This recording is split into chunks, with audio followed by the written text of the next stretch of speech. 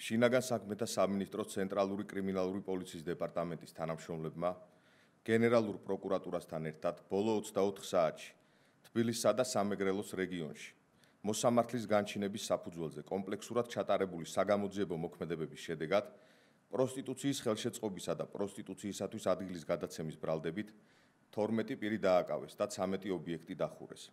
დაკავებულებს შორის არიან როგორც საქართველოს, ასევე ჩინეთის მოქალაქეები.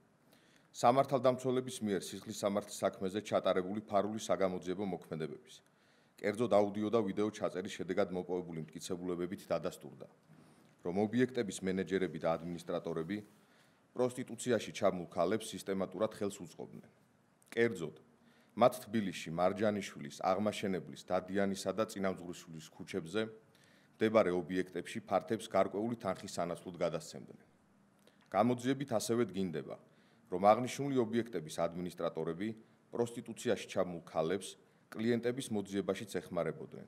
სანაცვლოდ კი ისინი ბრალდებულებს სექსუალური მომსახურების გაწევის შედეგად მიღებული ანაზღაურებიდან თანხას უხდიდნენ. ასევე დგინდება, რომ აღნიშნული ობიექტების ძირითადად შემოსავალს პროსტიტუციის ხელშეწყობის შედეგად მიღებული თანხა წარმოადგენდა. სამართალდამცველებმა ჩატარებული ჩხრეკის შედეგად სავარაუდოდ პროსტიტუციის ხელშეწყობის შედეგად მიღებული ფული ნივთკიცებად ამოიღეს.